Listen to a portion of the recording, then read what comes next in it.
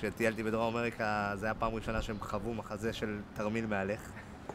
אף אחד לא ראה, עד שתרמיל הסתובב, ראו שיש גם איש שמוליך את התרמיל שם. ומעיל גשם שעבורי היה סמלת מקסי. אבל חצי שנה בדרום אמריקה הייתי היחיד שיצא יבש, לא משנה איזה מבול ואיזה מונסון ואיזה... מה שאתה לא רוצה, חדש טרי מהקופסה. מדדתי אותה, וזה באמת היה עליי סמלה, אמרתי למוכרת, יואו, איזה כיף סוף סוף מצאתי.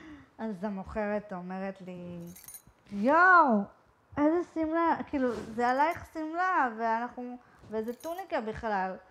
סיפורם של דודו שמאי ומיכל ניצוצי מתאפיין כיום בצחוק ובחיוכים, אך לא פעם פגשו בחייהם במכשולים ובאתגרים רבים, עקב נתוניהם הפיזיים.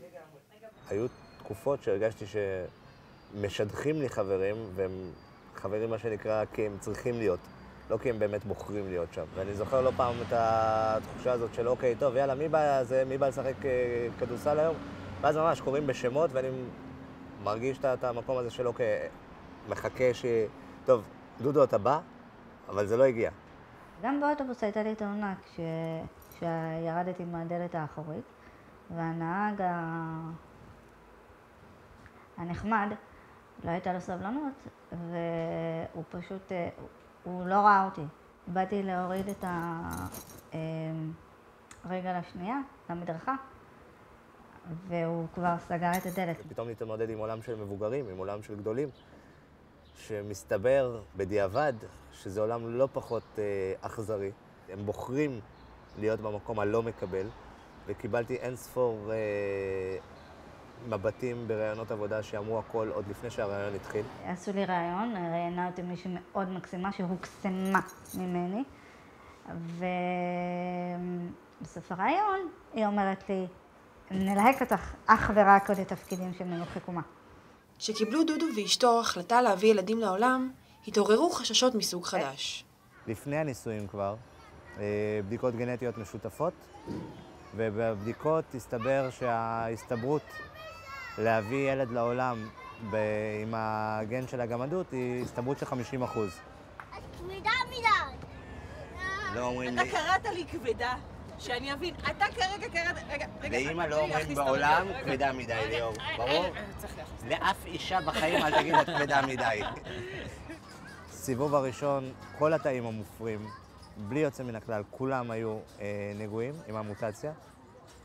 ובתהליך השני, כל התאים, בלי יוצא מן הכלל, היו בריאים. הלו, מישהו ראה את איתמר וליאור? מישהו ראה אותם? איפה הייתם? לאן הלכתם? למרות כל הקשיים שהוצבו בפני השניים, בחרו דודו ומיכל למצוא בשונות את היתרון, להרצות, לשמח ולהוות השראה לאנשים. איך לגמד את הקושי, שזה למעשה על סיפור החיים שלי. כל ההרצאה זה נטו אני, זה מה שאנשים צמאים להבין, לדעת. בקטע של הקואוצ'ינג ובקטע של ההרצאות והסדנאות, זה דווקא עבורי מהווה יתרון.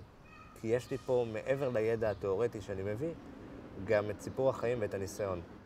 אתה יכול לבחור בין להיות מסכן ולהיות אומלל, ולהאשים את כל העולם בכל מה שקורה לך, לבין לעשות דבר שהוא הכי עוצמתי, וזה לקחת אחריות.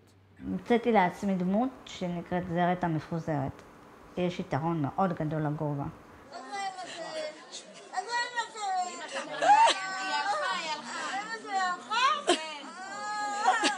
אני אומר לעצמי בצורה מאוד כנה, ובעוד אמיתית ובעוד החלטית, שהשונות שלי היא המתנה הכי גדולה שיכולתי לקבל בחיים.